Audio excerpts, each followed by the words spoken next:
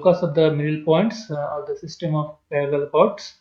This portion, this is actually the diameters, and this diameter of a parabola is a straight line parallel to the axis of the parabola. We shall have to prove this result. Right.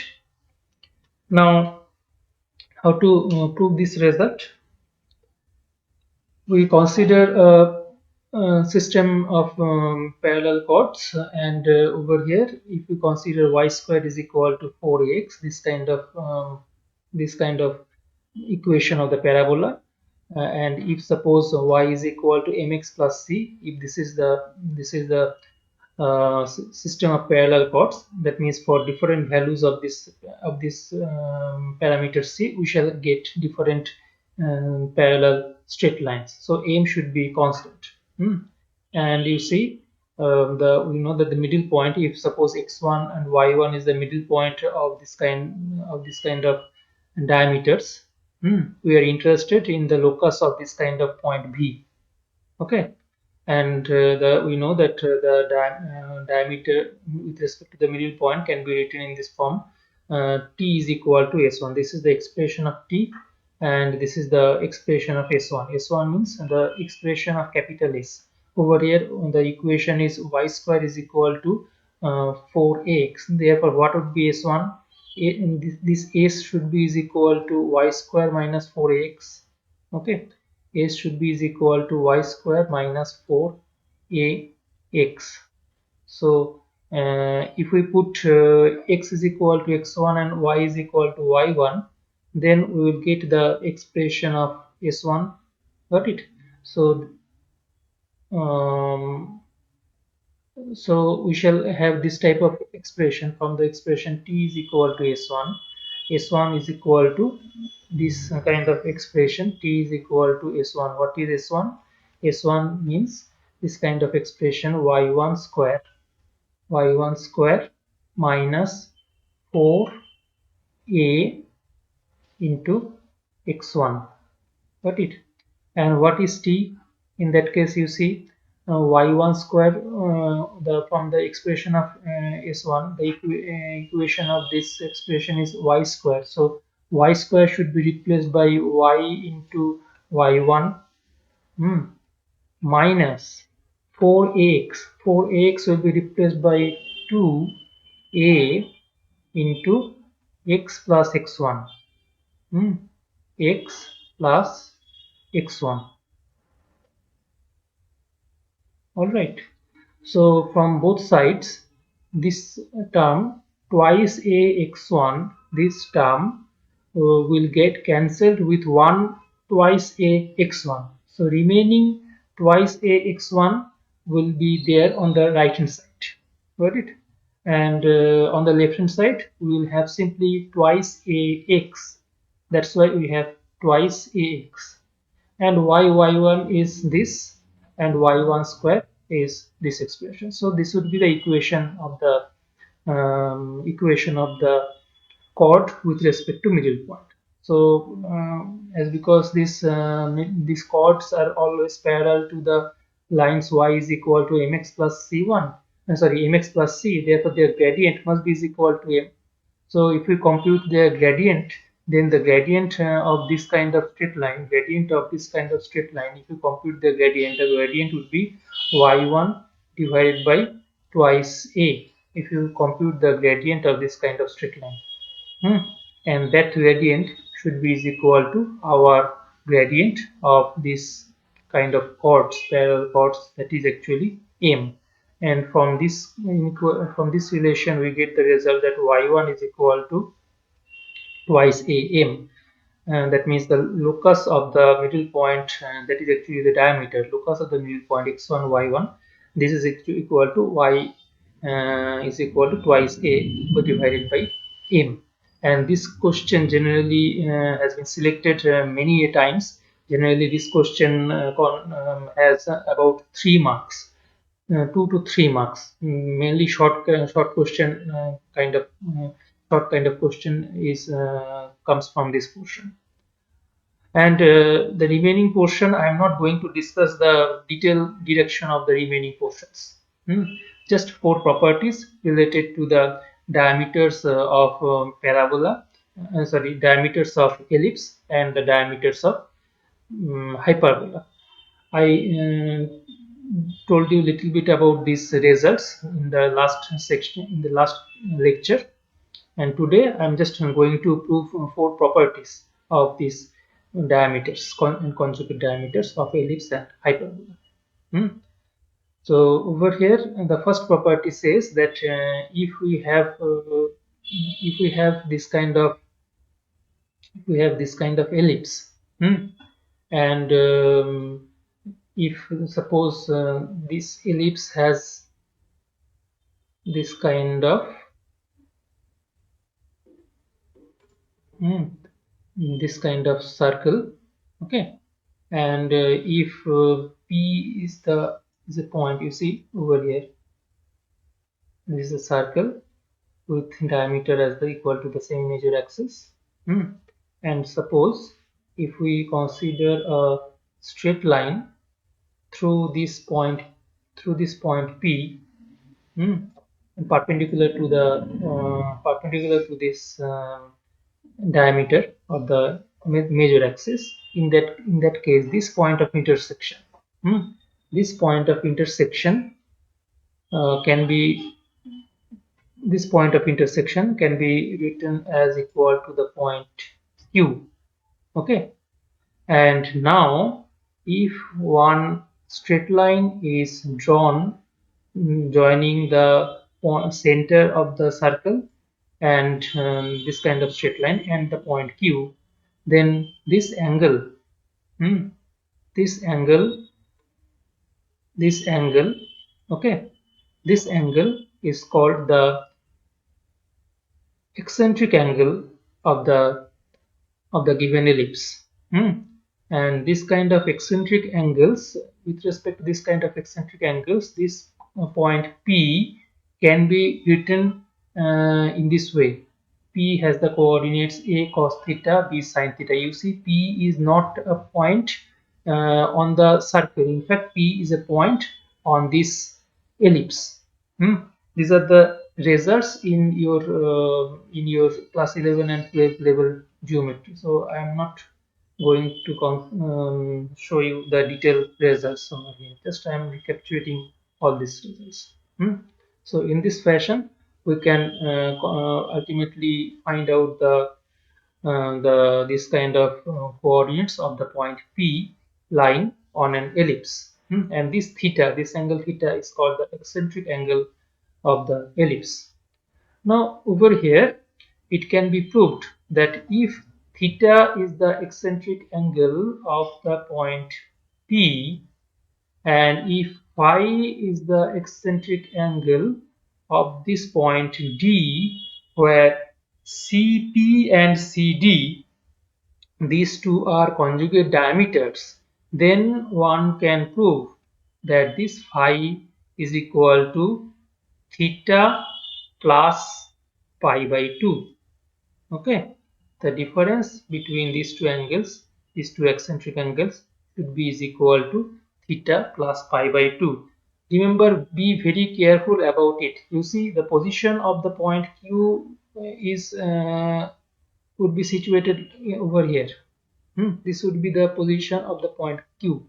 So if we consider this kind of major axis, and if you join the line P and Q, then this angle would be is equal to theta, not this angle. This is not the angle theta. Got it? Be very careful about this definition of eccentric angles. Generally, you make this kind of mistake in case of ellipse. The eccentric angle theta is the angle joining Q, C, and suppose this is the point capital A. Then this angle QCA is the angle theta, not the angle PCA. Okay, so be very careful about this kind of mistakes. All right, so this is one property that has been written over here. that the eccentric angles of the extremities of a pair of conjugate diameters. Extremities means these extreme points. This P is an extreme point, the end point or the extreme point of a diameter. This is an end point of the diameter. This is another end point. This point is another end point. Similarly, for the conjugate diameter, this point is the one end point, and this point is another end point. These points are called extreme points or extremities. And it says that the extremities of a pair of semi-conjugate diameters of an ellipse differ by odd multiple of pi by 2. That means if this is theta, then this angle should be is equal to theta plus pi by 2, and this angle should be is equal to theta plus 3 pi by 2. Okay, by odd multiple of pi by 2. Theta plus 3 pi by 2 would be the eccentric angle of these endpoints. Then what would be the eccentric angle of this point? You see, the eccentric angle of this point would be theta plus pi, only pi. The eccentric angle just opposite to this point P, the eccentric angle of this point P prime, the eccentric angle of this point P prime would be is equal to theta plus pi. So this is the first property that I wanted to discuss over here. Next property says that I told you about a picture in the last class. It says that the sum of the squares of the two semi-conjugate diameters of an ellipse is a constant quantity. That means in this picture, in this picture, let me clear this picture a bit. In this picture, this is the semi-conjugate diameter. That means half of a diameter is called a semi-diameter. All right, and as because these two diameters are conjugate diameters, therefore these quantities Cp, this much length, and Cd, this much length, these two are called semi-conjugate diameters. Got it? The half of the diameter is called semi-diameter. We don't call radius, because radius is related to circle only.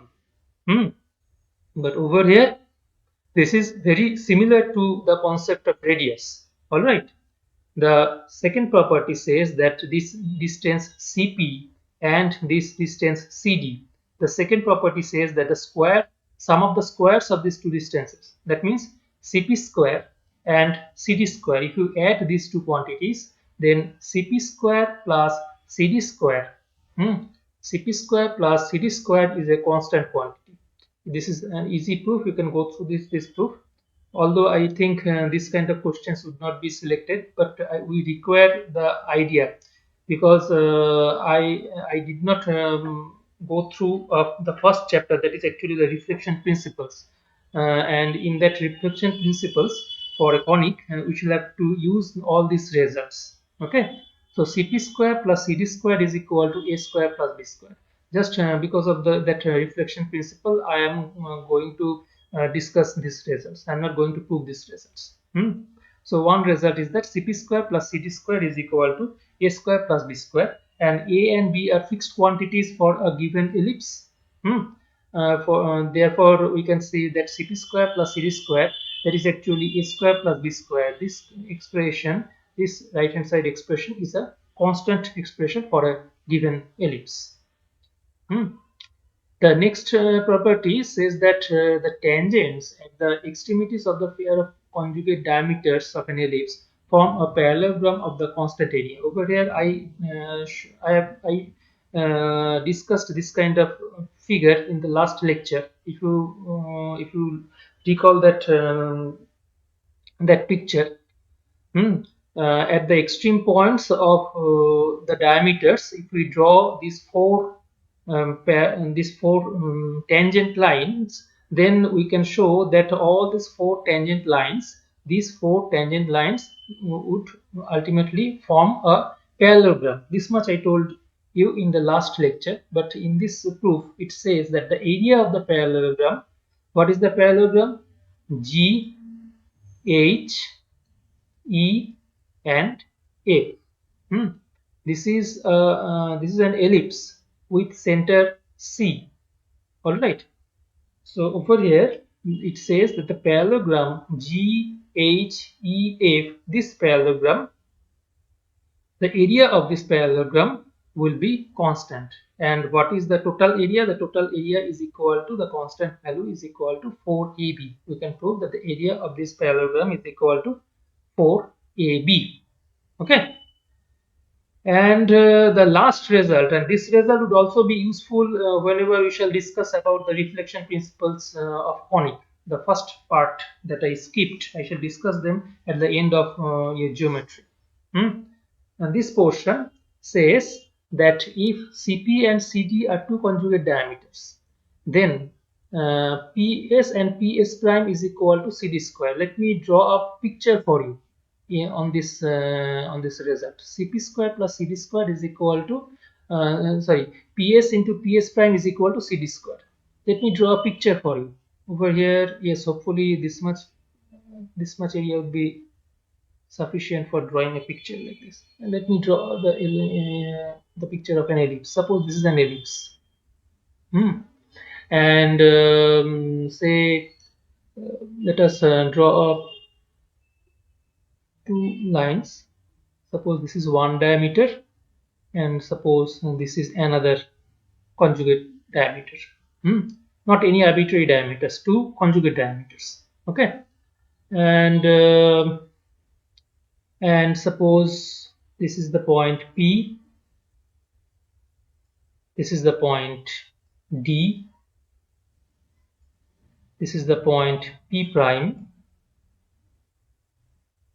Okay, this is suppose D prime. All right, this is the center C. And suppose that generally we know that this kind of ellipse, an ellipse has two focus. This is one focus. Suppose this is the focus S, and this is the focus S1 or S prime. Yes, S prime. This is the focus S prime. All right. Then by question it says that PS and PS prime. PS, this distance PS, and this distance PS prime, these two distances PS and PS prime, the product of these two distances must be is equal to CD square. The product of these two distances must be is equal to CD square. PS and PS prime, the product of these two distances PS and PS prime must be equal to CD square. Got it? So this is the result. It says that conjugate diameters are related by focus with this kind of relation. PS and PS prime is equal to CD square. So these are the four properties related to an ellipse. Okay, and we have similar four properties related to conjugate diameters of a hyperbola. What are the conjugate diameters of hyperbola? The first property says that if a pair of diameters be conjugate with respect to hyperbola, then they are also conjugate with respect to its conjugate hyperbola. What does it mean? You see, suppose we have a hyperbola like this. This is one property. This is a hyperbola. Maybe this is the sorry. Maybe this is one axis of the hyperbola, and this is another axis of the hyperbola. Now, what are the conjugate hyperbola? The conjugate hyperbola is this one. This kind of hyperbola is the conjugate hyperbola of the first. This is the first pair of the hyperbola. Its equation is x square by a square minus y square by b square is equal to 1. Okay. And what is its conjugate hyperbola? The conjugate hyperbola has the equation like this. x square by a square minus y square by b square is equal to -1. Or in other words, you see this equation can be written in this way. Over here, y square by b square minus x square by a square is equal to 1. Okay, so this would be the equation of conjugate hyperbola, and they would look like this. This is one part of the hyperbola and that second hyperbola, and this is the another part of the conjugate hyperbola. Got it? The original hyperbola has two branches. Similarly, the conjugate hyperbola would have two branches. Anyway, what is the statement of this result? It says that if two diameters are conjugate with respect to the first hyperbola, suppose this is one diameter, and this is another diameter. Sorry, the diameter must pass through the center. So if this is one diameter, they must pass through this central point. And suppose this is another diameter. Okay. Then if these two straight lines are conjugate with respect to the original hyperbola, that means with respect to this kind of this hyperbola, then these two straight lines should also be conjugate with respect to this second hyperbola, that is the conjugate hyperbola having this kind of equation. This is the first result. Okay. The second result says that if a diameter meets a hyperbola in real points, then the conjugate diameter does not meet it in real points. That means if this is one diameter of the hyperbola, then its conjugate hyperbola, that means this diameter, this its conjugate diameter, that means this diameter would never intersect this diameter again. The conjugate diameter would never intersect the original hyperbola again. Then what would be the corresponding point of intersection? You see over here, if you extend this hyperbola, if you extend this line over here, it would meet the conjugate hyperbola. It would meet the conjugate hyperbola in this zone and over here in this kind of points. The conjugate diameter would always meet the conjugate hyperbola. That's why they call conjugate. And this is the reason this second kind of parabola is called the conjugate. Clear? So this is the second property.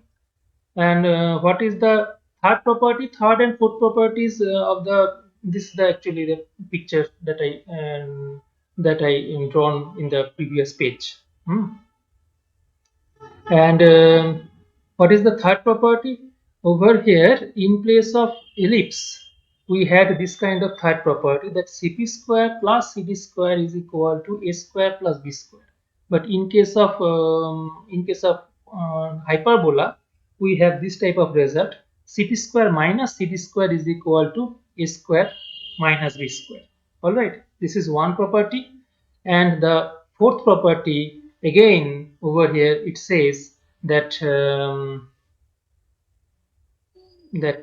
this area of the parallelogram, that means over here, where is the picture? Is in this picture. If we draw a parallelogram obtained by the tangent lines, this is one tangent line. Say this is one tangent line. Now suppose we draw another tangent line over here. Say this is another tangent line. And suppose this is the third tangent line at the point P prime, although it is not very good picture at all. Maybe this may be the tangent line. The picture is not, I'm not expert on drawing all these pictures in computer at least. And this may be the fourth tangent line. The question says that all these four tangent lines will form a parallelogram, and the area of that parallelogram is always constant, and that constant value is again equal to 4ab over here. constant value would be again is equal to 4ab over here. And we have one more property just similar to the property of ellipse. The ps square, ps into ps prime, that is equal to cd square. We had the same property in case of ellipse, and we have over here the similar property ps and ps prime is equal to cd square. So this much I wanted to discuss from the properties of diameters. The remaining portion I am going to discuss over here from this chapter, that is the intersection of two conics. How to find out the intersection of two conics. Suppose we have this kind of equation of a conic. This kind of equation of a conic, s is equal to 0. And if we want to find out the equation of this conic, we need to know how much or how many conditions do we require in order to compute the equation of this conic. All right. So if you have this type of, if you have this kind of equation of a conic, then the question is that how many conditions do we require in this kind of conic? Over here, you see we have these constants a, h, b, then g, f, and c. Okay, and all this at least all many a, b, h, b, g, f, and c, all these constants can never be always equal to 0. If all these constants are equal to 0, then we cannot form any equation of the conic at all. That's why at least one of these constants must be not equal to 0. So if any one of these constants, suppose this first constant a is not equal to 0. If a is not equal to 0, in that case we can divide this total relation by small a, and by dividing this total relation by small a, we will have 1 over here, h by a over here, b by a over here, and g by a over here, f by a over here, and c by a over here. So this h by a, you see this h by a, this expression, this h by a can be considered to be is equal to h prime. So b by a can be considered is equal to b prime. Similarly, g by a can be considered as equal to g prime. F by a can be considered is equal to f prime, and c by a can be considered to be equal to c prime. So actually what we have 5 constants: h prime, b prime, g prime, f prime, and c prime. And in order to find out the value of these 5 constants, we need 5 independent conditions. Okay, we need 5 independent conditions in order to find out the equation of this conic. Okay, and 5 independent conditions can be given in different ways. And over here, suppose we have one more conic, S1 is equal to 0. Along with S is equal to 0, if we have another one more conic, S1 is equal to 0, then sometimes in the question it comes in this fashion. Suppose we have one conic and we have another conic.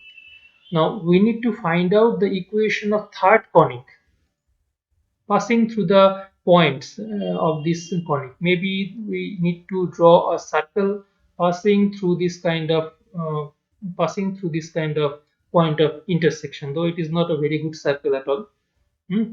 So in such cases, what we do? Sometimes we need to find out a parabola passing through these points of intersection. This may be the hyperbola, and this may be a parabola, etc. So we need to find out the equation passing through these points. We need to find out the equation passing through these 2 points of intersection, and that can be done by this kind of equation: a plus lambda s1 is equal to 0. Okay, a plus lambda s1 is equal to 0 would be the equation of that conic passing through the point of intersection of s is equal to 0 and s1 is equal to 0. And in order to determine the value of this lambda, some conditions are generally given in the question. Okay, these are the main results from this chapter. Thank you for being with me in this class.